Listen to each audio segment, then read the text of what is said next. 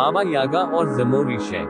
कृपा कर हमारे चैनल जंगल सफारी को सब्सक्राइब जरूर करें। धन्यवाद। एक बार की बात है कि एक बूढ़ा अपनी बुढ़िया के साथ रहता था। उनके कोई बच्चा नहीं था और उन्होंने उनको पाने के लिए क्या क्या नहीं किया। कैसे कैसे तो उन्होंने भगवान की प्रार्थना नहीं की, पर उसकी पत्नी को बच्चा नहीं हुआ। एक दिन ये बूढ़ा मशरूम लाने के लिए जंगल में गया तो वहां उसको एक और बूढ़ा मिल गया।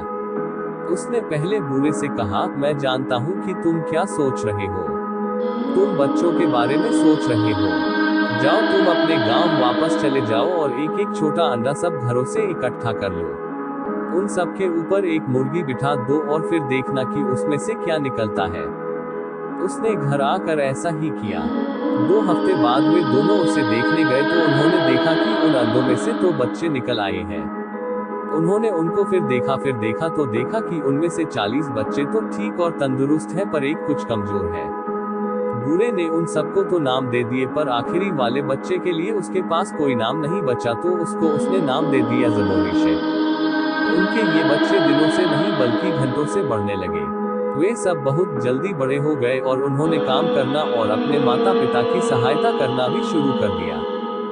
उनके 40 बच्चे तो खेत पर काम करने जाते थे, जबकि ज़मोरी शेख घर पर ही रहता था।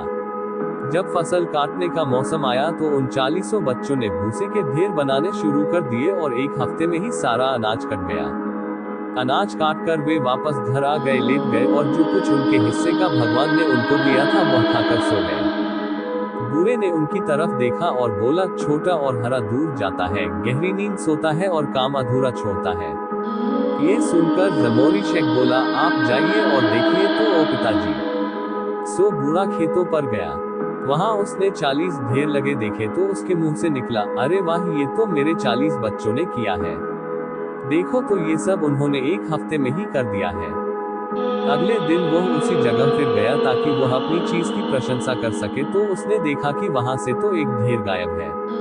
वह फिर से घर आया और बोला, एक ढेर तो वहां से गायब ही हो गया। ज़मोरी शेख बोला, आप चिंता न करें पिताजी, हम चोर को ढूंढ देंगे।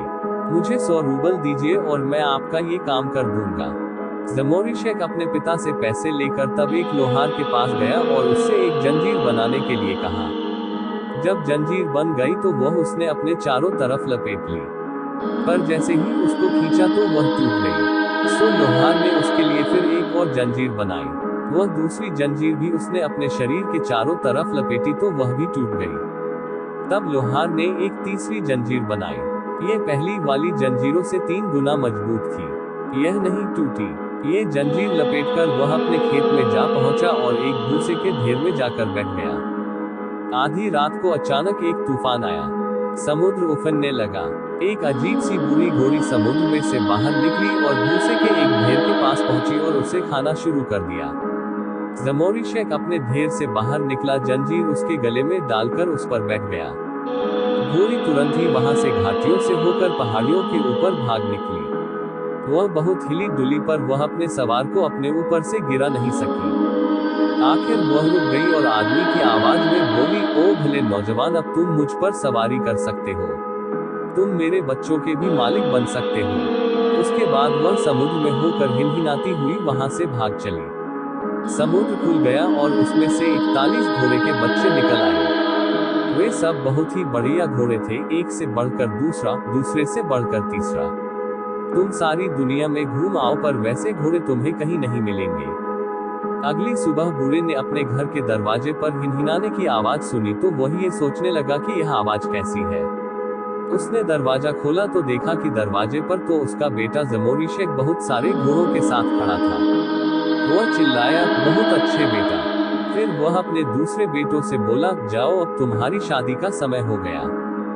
ये सुनकर वे सब वहां से चले गए। माता पिता ने उनको आशीर्वाद दिया और वे दूर के रास्ते पर चल दिए। वे लोग अपनी दुल्हनें देखने के लिए दूर देशों में निकल गए। वे सब अलग अलग तो शादी करते नहीं और उन्हें ऐसी कौन सी ऐसी माँ मिलती जिसके 41 बेटियां होती। वे 13 देशों में घूमते फिरे तो उनको एक बहुत ही सीधी चढ़ाई वाला पहाड़ दिखाई दिया। उस पहाड़ पर सफेद पत्थर का एक महल खड़ा था जिसके चारों तरफ ऊंची ऊंची दीवार थी, लोहे के खंभे और फाटक थे। उन्होंने गिने हुए 41 खंभे थे। उन्होंने अपने अपने घोड़े एक एक खंभे से बांध दिए और उस महल में घुस गए। अंदर उन्हें बाबा यागा मिली। वह बोली, जिनको मैं ढूंढ नहीं रही थी, जिनको मैंने बुलाया नहीं था, ऐसे मेहमानों, तुम लोगों ने अपने घोड़े मेरे महल के खंभों से बांधने की हिम्मत कैसे की? छोड़िए भी ओ बुढ़िया माए, आप किस बात की शिकायत कर रही हैं? पहले तो आप हमें कुछ खाना पीना दीजिए, फिर हमको नहाने की जगह दिखाइए, फिर हमारा हाल पूछिए और उसके बाद जो कुछ पूछना हो वह पूछिए। सो बाबा यागा ने उनको खाना खिलाया, शराब पिलाई, उनको नहाने की जगह ले गई। उसके बाद उसने उनसे पूछा, क्या तुम लोग किसी काम से आए हो या फिर काम से बचने के लिए आए हो? वे बोले, हम लोग यहाँ काम से आए हैं दादी माँ। तुम्हें क्या काम है? हम अपने लिए दुल्हने ढूंढने आए हैं। इस पर बाबा यागा बोली, मेरे पास लड़कियां हैं। कहकर वह अपने बड़े बड़े कमरों में चली गई और वहां से 41 लड़कियां लेकर आ गई। वहां उनकी शादी हो गई और सब लोगों ने दावत खाई। जब शाम हो गई तब ज़मोरिशेक बाहर अपने घोड़े को देखने के लिए गया। उसके घोड़े ने भी उसे देखा और आदमी की आवाज में बोला, मालिक, जब आप सब अपनी पत्नियों के साथ सोए तो आप उनको अपने कपड़े पहना दीजिएगा और उनके कपड़े आप लोग पहन लीजिएगा, नहीं तो आप मारे जाएंगे। सुनकर वह चला गया और अपने भाइयों को ये बात बता दी। रात हुई और सब सोने चले गए, केवल ज़मोरिशेक जागता रहा। आधी रात को बाबा यागा बहुत जोर से चीखी, ओ मेरे वफादार नौकरों, मेरे बिन बुलाए मेहमानों के सिर काट दो। तुरंत ही उसके नौकर दौड़े और उन्होंने लड़कियों को लड़का समझकर उन सबके सिर काट दिए। ज़मोरिशेक ने फिर अपने भाइयों को उठाया और उन्हें बताया कि क्या हुआ था। उन सबने उन 41 लड़कियों के सिर अपने अपने साथ लिए और बाहर लगे खंभों पर रख दिए और वहां से अपने अपने घोड़ों पर भाग लिए। सुबह को जब बाबा यागा उठी तो उसने अपनी छोटी सी खिड़की से बाहर देखा तो देखा कि उसके खंभों पर तो सिर लगे हुए हैं। ये देखकर वह बहुत गुस्सा हुई। उसने तुरंत ही अपनी आग वाली ढाल को बुलाया और कूदकर उनके पीछे पीछे चल दी। वह सब दिशाओं में अपनी आग वाली ढाल को घुमाती हुई चली जा रही थी। अब वे नौजवान कहाँ छिपे?